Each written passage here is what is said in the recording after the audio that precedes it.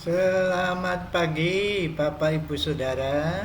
Selamat merayakan hari kenaikan Tuhan Yesus Kristus.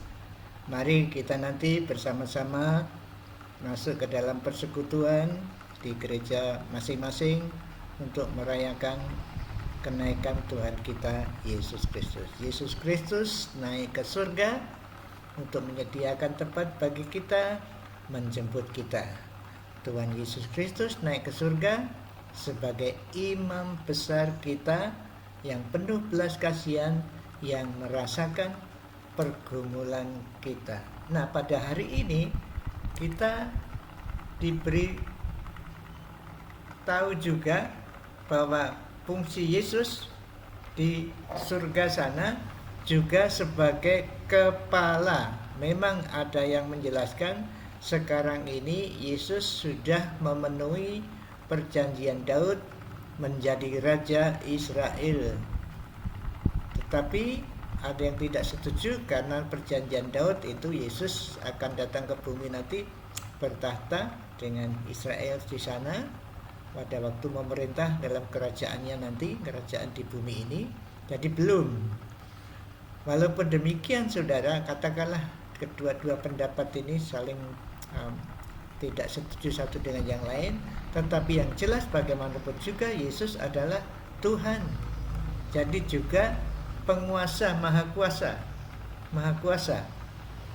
Dan di dalam Efesus 1 ayat 10 dituliskan memang suatu saat nanti segala sesuatu yang di bumi dan di surga disatukan dan Yesus sebagai kepala. Jadi belum, itu betul. Tapi waktu sekarang ini dia katanya juga dan segala sesuatu, ayat 22 pasal 1 Efesus, dan segala sesuatu telah diletakkannya di bawah kaki Kristus. Loh, ini juga gimana ini?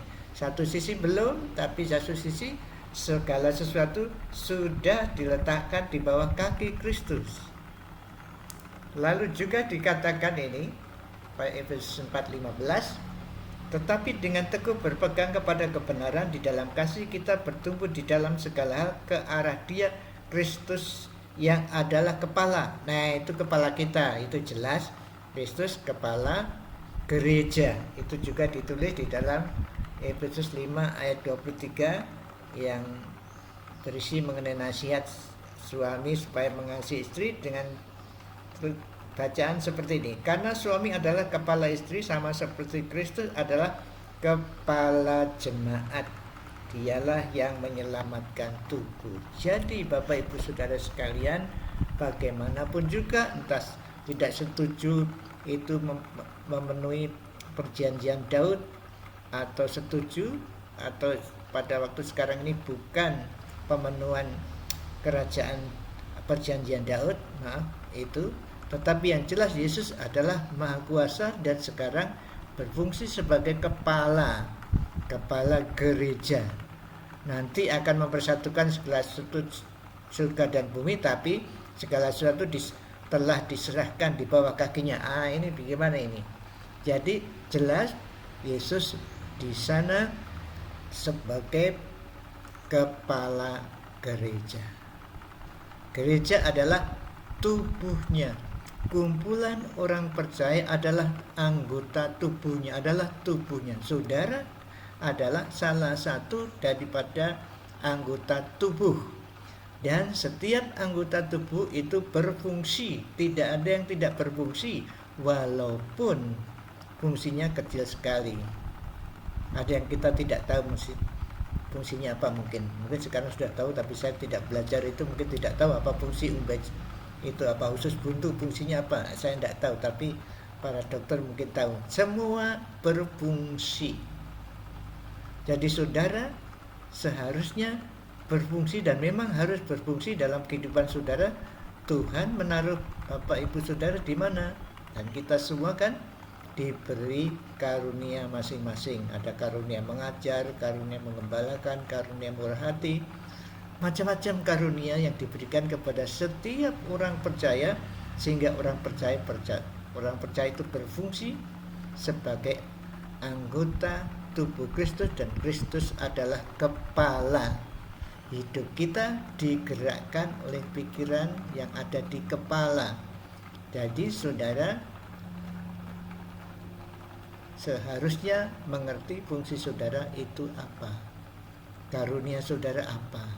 Nah, untuk mengerti karunia saudara, ya saudara tanya pada Tuhan, baca kitab suci, juga tanya kepada orang-orang yang ditugaskan oleh Tuhan untuk memperlengkapi saudara dan saya, yaitu pendeta, guru, penginjil, dan itu ada nabi-nabi, mungkin itu pengkhotbah, atau kalau sekarang atau masih ada yang menamakan dia nabi perjanjian baru kan ada.